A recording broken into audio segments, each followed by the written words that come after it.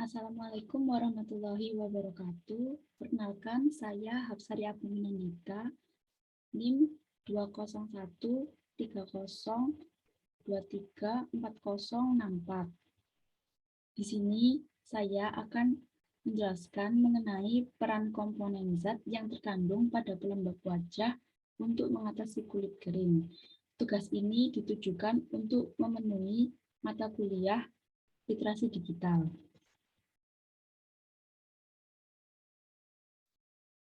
Sebelumnya, kulit merupakan lapisan terluar penutup tubuh yang mempunyai fungsi sebagai barir terhadap segala bentuk atau macam trauma dari luar, baik fisik, mekanik, maupun kimiawi.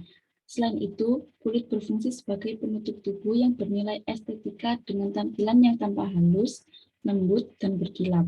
Pada keadaan tertentu, kulit nampak kasar dan kering, sehingga tampak kusam. Dalam kehidupan sehari-hari, kulit selalu berinteraksi dengan berbagai produk atau bahan asing, benda-benda sekitar, dan kondisi lingkungan. Yang dimaksud dengan kulit kering atau dry skin didefinisikan untuk menggambarkan hilang atau berkurangnya kadar kelembapan stratum corneum. Kulit tampak dan terasa sehat apabila lapisan luarnya mengandung 10% air. Peningkatan transepidermal water loss atau TWEL yang menyebabkan kulit kering dikarenakan adanya gangguan pada kulit yang menyebabkan penguapan banyak air ke atmosfer. Kondisi ini dapat disebabkan oleh berbagai macam faktor seperti deterjen, aseton, dan bahan kimia yang lain. Pada orang tua, kulit kering disebabkan oleh perubahan struktur lapisan kulit, perubahan komposisi lipid stratum corneum, dan perubahan diferensiasi epidermal. Dalam artikel ini, metode yang saya gunakan yaitu penelitian menggunakan metode studi kepustakaan. Kajian literatur dijadikan sebagai dasar dalam membangun konsep atau teori baru. Data yang digunakan berasal dari data sekunder, seperti artikel ilmiah yang dipublikasikan pada jurnal internasional bereputasi Scope, Dodge, Thomson Reuters, Elsevier, dan jurnal nasional terindeks SINTA, Science and Technology Index. Artikel ilmiah dan jurnal yang bersumber pasti sekitar tahun 2017 hingga 2022. Kata kunci yang digunakan meliputi kulit kering, pelembab atau moisturizer, dan humektan. Kata yang telah dikumpulkan kemudian dianalisis secara kualitatif dengan model Miles and Haberman. Analisis data melalui 4 tahap meliputi pengumpulan data, reduksi data, verifikasi, penyajian data, dan penarikan kesimpulan. Kemudian, hasil dan pembahasan. Kulit kering atau xerosis. Xerosis kutis adalah istilah medis untuk kulit kering, dry skin. Kulit kering atau xerosis didefinisikan untuk menggambarkan hilangnya atau berkurangnya kadar kelembapan stratum corneum. Kulit kering dapat dialami oleh siapa saja. Kulit kering masih menjadi problematik bagi sebagian besar individu. Ciri-ciri kulit kering diantaranya terlihat kusam, kulit lebih sensitif, kulit menjadi bersisik, lekas berkerut, dan pori-pori nampak jelas. Kondisi ini dapat disebabkan oleh berbagai macam faktor. Faktor yang mempengaruhi terjadinya kulit kering yaitu adanya faktor genetik, faktor lingkungan, kondisi struktur kulit individu, penyakit kulit, salah atau benarnya pola makan, dan pengaruh obat-obatan. Kulit normal biasanya mengandung kadar histamin dan sitokin yang lebih rendah dibanding dengan kulit kering. Pelindung yang berada di sekitar korneosit turut terlibat dalam patologi kulit kering. Selain itu, kulit kering telah terbukti mengandung kadar keratin 5 dan 14 lebih tinggi.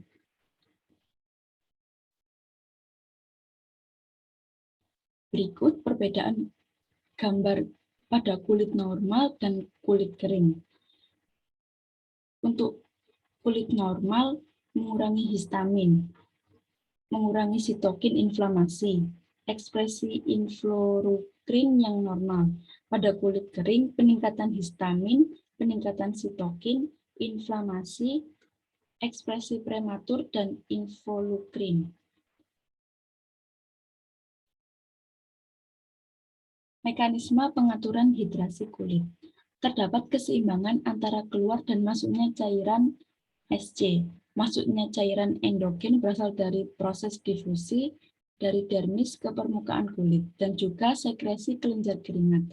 Pemasukan secara eksogen meningkat ketika kelembapan relatif tinggi.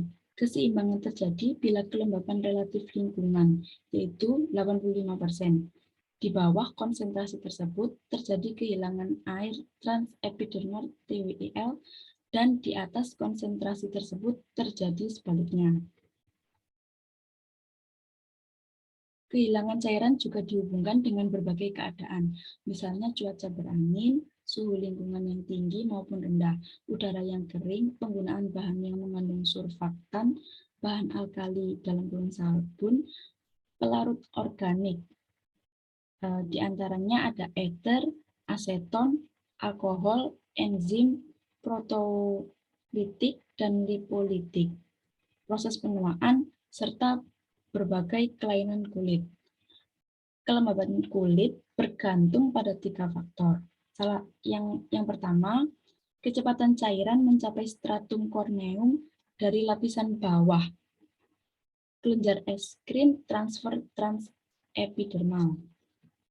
Yang kedua ada penguapan cairan, dan yang ketiga kemampuan stratum corneum untuk menahan cairan bergantung pada integritas lapisan hidrolipid, adanya NMF, cukup tersedianya air intraseluler, integritas membran sel, dan semen interseluler yang berasal dari lipid penunjang.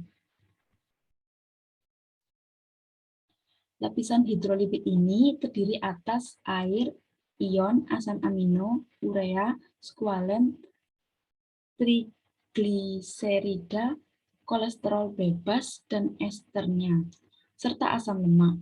Lapisan hidrolipid berasal dari sebum, dan sekresi keringat. Stratum corneum terdiri dari 58% keratin, 30% NMF, dan 11% lipid. NMF terdiri dari asam amino bebas, asam urokanan, asam pirilidon karboksilat, urea, elektrolit, garam, dan fraksi gula yang indeterminan. Komposisi semen interseluler terdiri atas sfingolipid 49%, asam lemak 26% atau asam linoleat, dan kolesterol 20%. Kulit kering dapat diatasi dengan menggunakan pelembab. Pelembab berfungsi untuk menghidrasi kulit, melembutkan kulit, dan untuk mengurangi tingkat kekeringan pada kulit. Penggunaan pelembab adalah cara utama yang disarankan untuk mengatasi kulit kering. Berdasarkan penelitian klinis dan eksperimental yang dilakukan oleh Maria Loden, pelembab menjadikan kulit kering halus dan dapat menghidrasi kulit. Suatu studi menyebutkan bahwa penggunaan pelembab emollient secara rutin setiap hari setelah mandi akan membantu menjaga kelembapan kulit, karena pelembab tersebut mengandung efek korneoterapi. Kemudian kosmetika pelembab atau pengertian dari pelembab. Perawatan kulit dapat dilakukan dengan menggunakan beberapa produk seperti salep, krim, lotion, minyak, dan gel. Salah satu produk kosmetik yang banyak digunakan adalah kosmetik pelembab. Istilah pelembab atau yang dikenal dengan sebutan emollient adalah penambahan air ke dalam kulit dan meningkatkan kapasitas penyingkatan air pada stratum corneum. Lapisan stratum corneum adalah struktur yang interaktif dan dinamis. Fungsinya sebagai pelindung dan menjaga kelembapan kulit.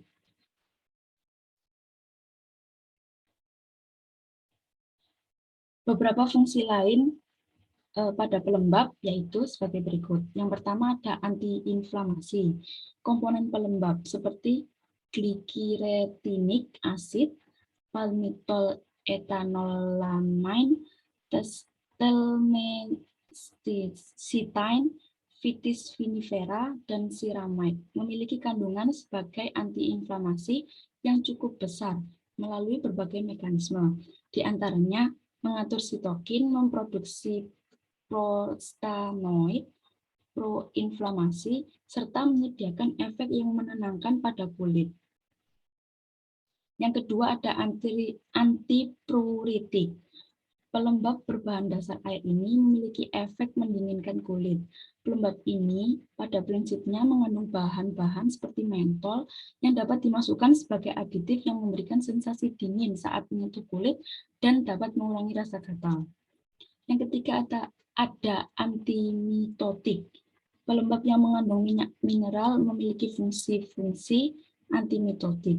Tingkat rendah pada epidermis dan dengan demikian berguna dalam dermatosis inflamasi, seperti psoriasis, di mana terdapat peningkatan aktivitas mitosis epidermis.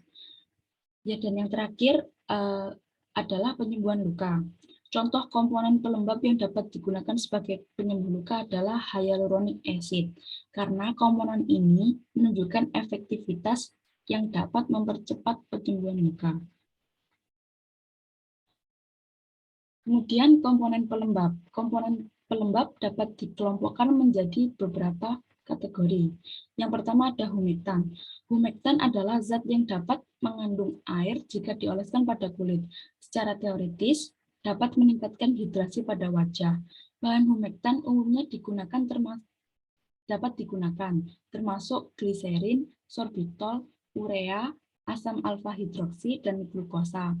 Selain itu, sifat hygroskopis yang dimiliki pada humektan diantaranya asam alfa hidroksi, amonium laktat untuk mengurangi terjadinya penebalan pada stratum korneum, meningkatkan kohesi yaitu corneocytes, mengurangi penampilan yang terlihat pada ichthyosis dan kondisi hiperkarotik lainnya.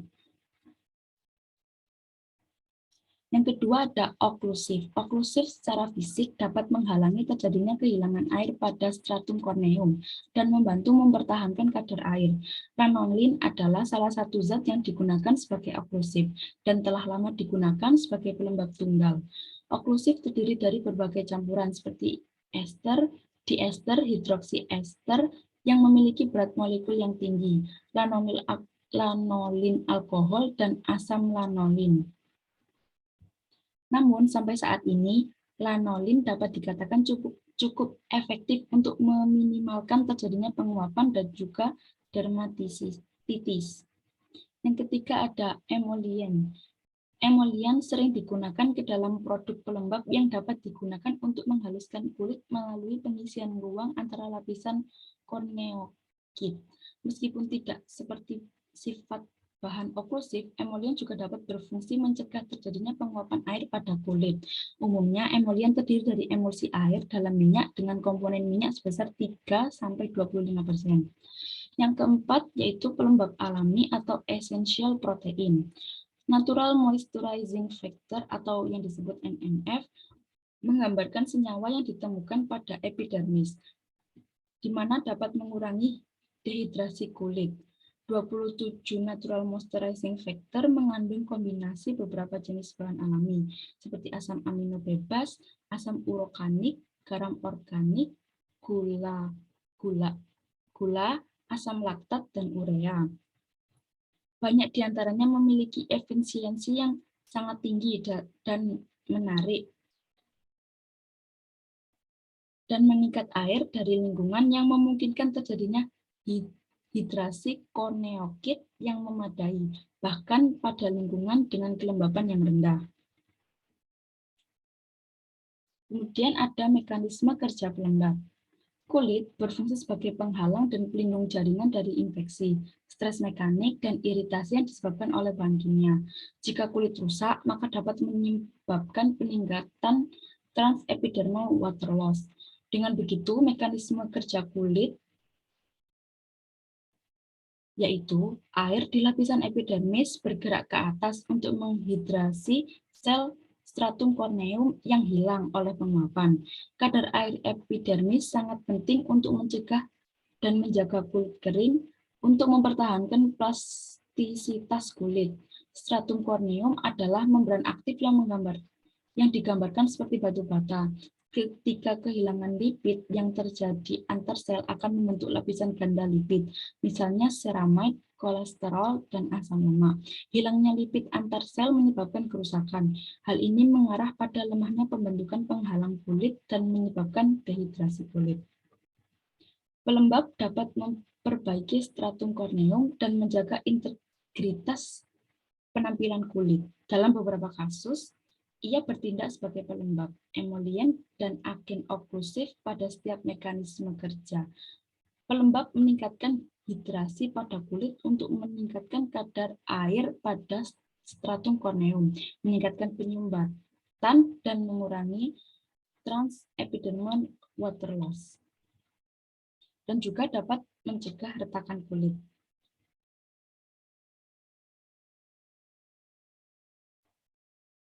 Kesimpulan yang dapat ditarik dari hasil studi kepustakaan dapat ditarik kesimpulan bahwa pelembab bisa jadi solusi mengatasi kulit kering karena telah terbukti meningkatkan hidrasi pada kulit dengan mekanisme dan sifat obstruktif humektan yang menarik air saat dioleskan di kulit.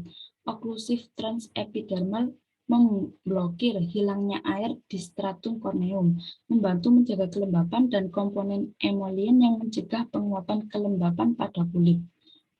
Pelembab dengan komponen humektan seperti gliserin dan propilen glikol adalah bahan yang paling umum digunakan sebagai pelembab kulit.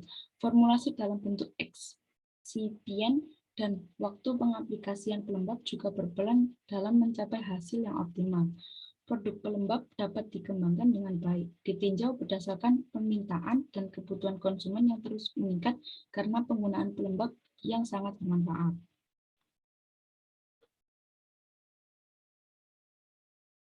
Terima kasih saya sampaikan kepada Bapak I Gusti Made Sanjaya selaku pembimbing mata kuliah literasi digital yang memberikan bimbingan selama penulisan artikel review ini. Dan penulis juga mengucapkan terima kasih kepada Perpustakaan Universitas Negeri Surabaya yang telah menyediakan e-source dalam bentuk e-jurnal untuk menyusun artikel berbasis studi kepustakaan. Sekian dari saya. Terima kasih. Wassalamualaikum warahmatullahi wabarakatuh.